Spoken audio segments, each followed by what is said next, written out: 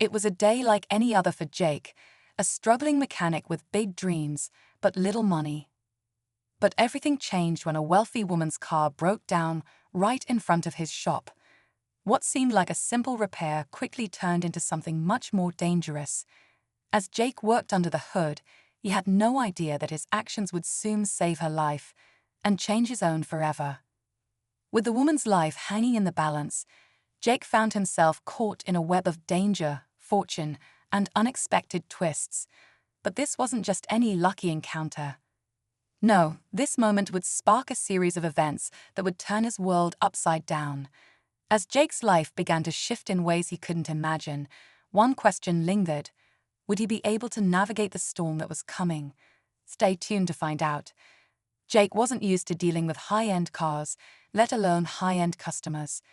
The woman who stepped out of the luxury sedan was every bit the image of wealth, elegant, polished, and more than a little impatient. Her name was Claire, and from the moment she walked into his dusty garage, she made it clear that she expected quick, professional service. Jake had always prided himself on his work, but this was different. Her car had stopped on the side of the road for reasons Jake couldn't immediately understand. Something felt off. As he carefully inspected the engine, he noticed strange marks near the fuel line, marks that looked deliberate, as if someone had tampered with it. It didn't make sense. Who would want to sabotage a car like this? His thoughts were interrupted when Claire suddenly went pale, her hands trembling as she looked at him, barely able to speak. Something was terribly wrong, and Jake had no idea just how deep this was going to get. As Claire's eyes locked with Jake's, he could see the panic slowly creeping across her face. Her voice came out in a whisper. I didn't know. It was like a punch to his gut. She was scared. But what was she scared of? He paused, trying to assess the situation, his fingers still hovering near the engine. He couldn't shake the feeling that something more was going on. He glanced at Claire. What do you mean? What don't you know? She took a step back, as though trying to distance herself from the problem. I didn't realize. Someone had been messing with my car, she confessed, her voice trembling. I thought it was just a faulty engine, but now I'm not so sure. Just then, Jake's phone buzzed. He glanced down at the screen, and his heart sank. It was an unknown number. Hesitant, he answered. The voice on the other end was cold, but the words were clear. Stay out of it. Don't ask questions. His grip on the phone tightened. Was someone threatening him? He felt the weight of the situation settle on his shoulders. This was no longer just a simple breakdown. Someone was watching. Someone had been following Claire, and if they were watching her, what did that mean for him? Jake looked back at Claire, her face pale, her eyes filled with guilt. She hadn't told him everything. There was something she wasn't saying, something bigger than a faulty engine or a broken-down car. And now, in the tangled mess of danger and mystery, Jake couldn't help but wonder. Was Claire the key to something far darker than he ever imagined?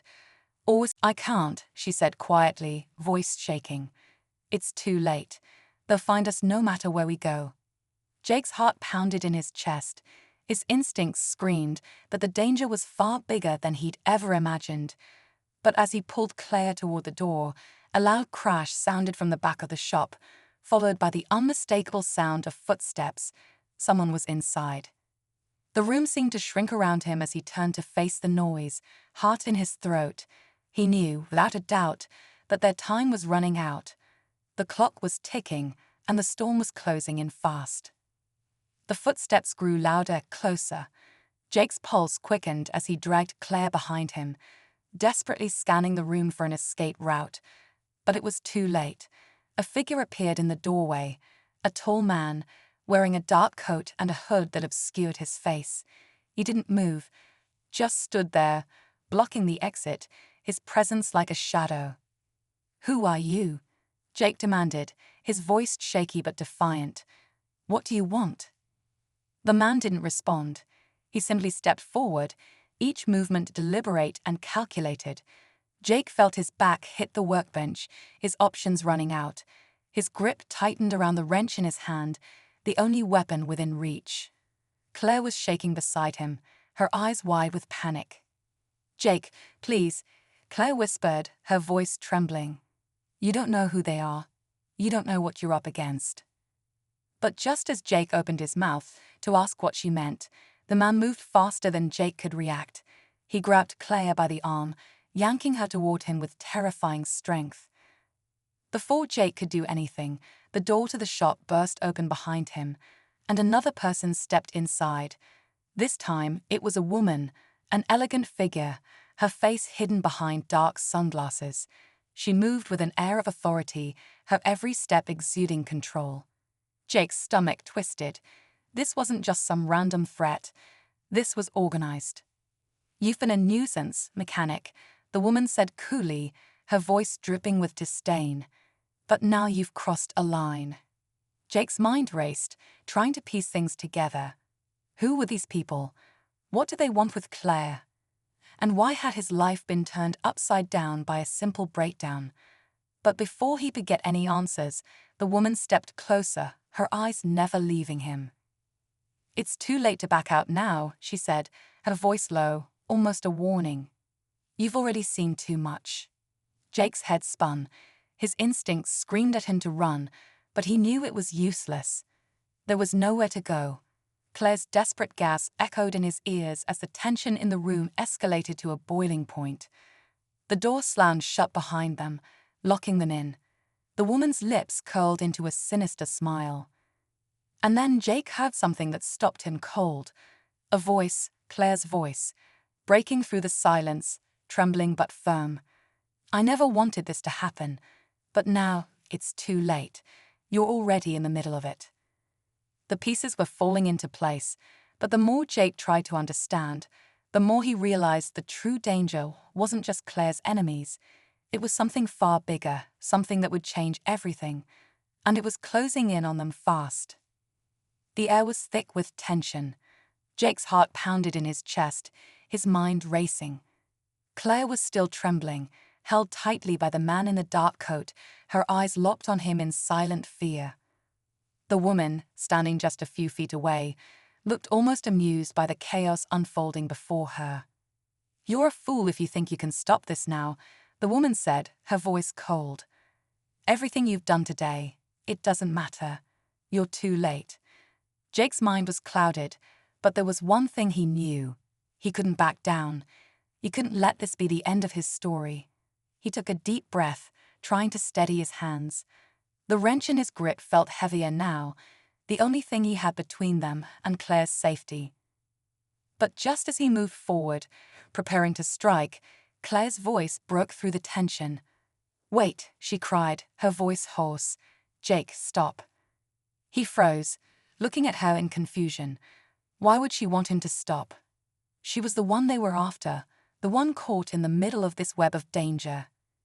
"I have to tell you everything," Claire said, her voice shaking.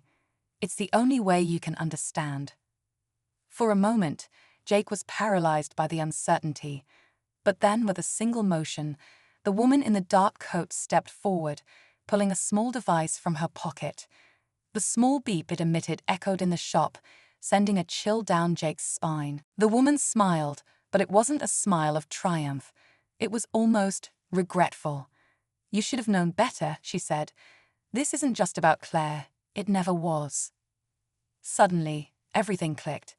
The sabotage on the car, the mysterious threats, the tension in the air. It wasn't just a random act of violence. Jake had been caught in something far bigger than he could have imagined. The woman wasn't after Claire at all. She was after him. Before he could react, the device in the woman's hand beeped again, and a hidden compartment in the wall slid open, revealing a large stack of cash and a set of files, all marked with his name. Jake's blood ran cold.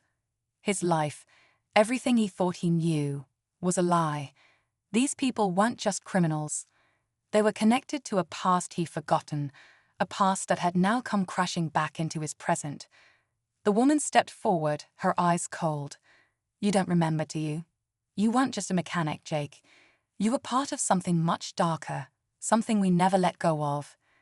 And then it hit him. His past wasn't the simple, humble life he believed in. He'd been a part of an underground organization